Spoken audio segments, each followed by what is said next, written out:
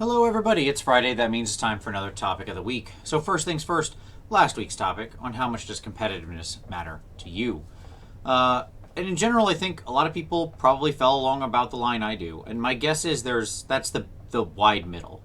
Like, my long time held suspicion, and this is a completely unscientific survey. I understand that probably people who follow my channel would be people who think of the hobby like I do. But it is my sort of core belief that there's a bell curve, right? And that the vast majority of we who collect these toys and play this game sort of fall in the middle. Like, we want to feel like the stuff we collect and play with is pretty good. It's decent. Can do something, we can put it down and have a fun game. You know, I think the vast majority of us aren't looking to like go to a tournament, have the hardest edge list, take first place every time. Like, those people exist. There's nothing wrong with being that person at all. And there's nothing wrong with wanting your army to perform well. I'm not making any kind of normative statement. I'm just saying that, like, that's not the decision that motivates us to collect an army, to, go in on an army, to paint figures, etc. It's the love of the model, the narrative, the aesthetic of the thing, and to feel like we're going to have a relatively fun time playing it in most games. And so then you've got, like, kind of the two ends of people who, like, literally just paint always and have no aspirations of ever playing. And they're just like, they literally just, that's it. So they don't care what the actual rules are because they would never even think to roll a die. Or the other end where it's like, it's got to be the toppest tippy top of the spear tier. But I think, and like, again, sort of a bell curve. But I don't know. I don't know that we've ever seen there's never been any like survey data on this, so who knows? I don't even know how you'd collect it, but it's interesting to think about. But with this week, and for this week's topic, I want to turn to the LVO reveals and talk about one thing out of it in particular. Tom and I did a show last night, so you can go and watch that if you want to see all of our detailed thoughts on it.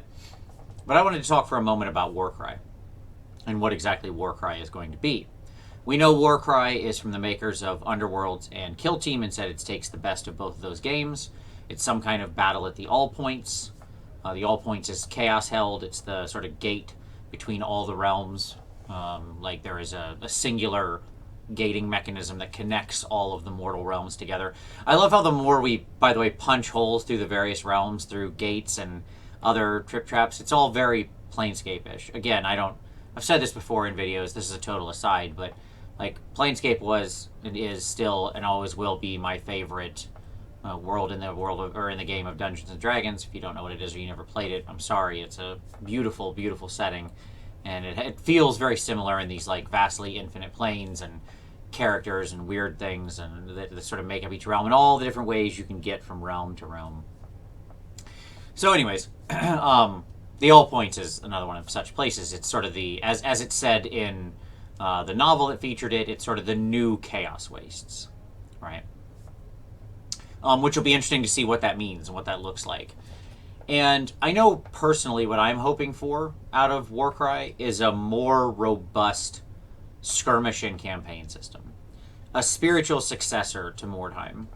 And, I know there's a lot of people who are hoping for the return of true Mordheim, and maybe that'll happen someday, maybe it won't. I don't know. It's obviously that place is dead, but again, time loops being what they are, the world being what it is, who knows? Mordheim wasn't in the present, even at the time of its setting. Mordheim itself, when the game came out, happened like 500 years in the past of the current timeline, where like the game was actually set. So, who knows? That is to say, like, it frequently was out of time, being my point, or out of continuity, or whatever the proper term there would be.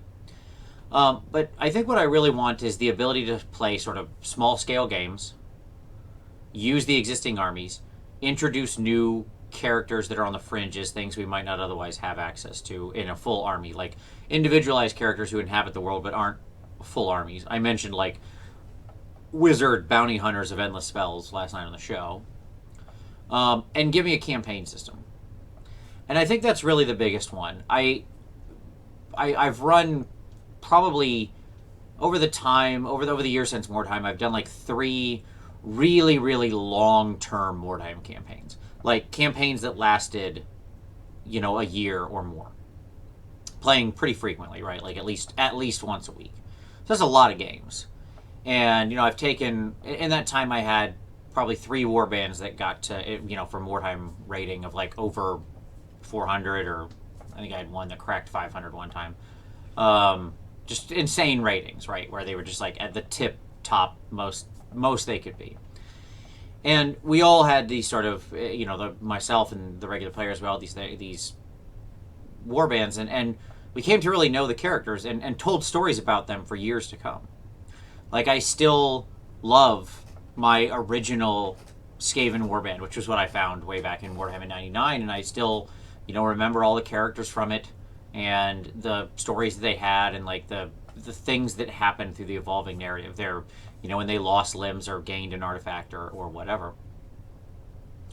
And there's a very old video on my channel called 14 Reasons Why Mordheim is the best game ever made.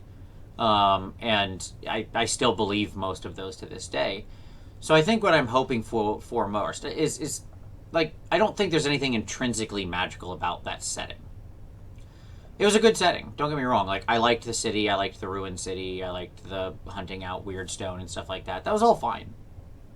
But I don't think that's what made it great. I really do think it was more everything that was there. And you could replace that with probably 10 other settings where that was still, where that concept of the sort of small warbands with evolving narratives and real consequences and struggle and suffering and death and victory play so hard against each other, and carries from game to game.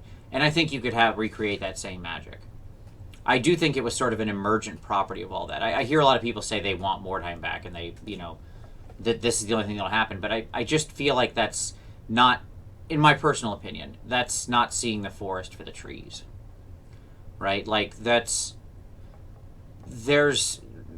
certain, in fiction writing, there are certain stories, classic tragedies and these characters, and whether they be, like Shakespearean stories that are retold in different settings with different sort of characters completely, but it's still the same story. It's the same tropes in action, and it packs just as much of a punch, right?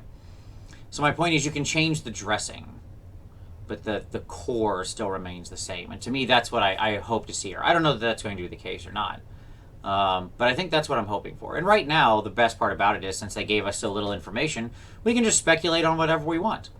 So that leads me to this week's topic, which is, what do you want out of Warcry? What are you hoping it will be? What are you wanting to see out of, a game that is it? Do you just want AOS kill team and call it a day? Do you want something more reminiscent of Mordheim and that? Is the campaign the thing for you? What are you hoping that product becomes when we finally get to see it in all its glory here, probably in the next couple months? So that's the topic. Look forward to your responses. As always, drop your comments down below. If you've got a response video, go ahead and link that, and I'll post that down in the description.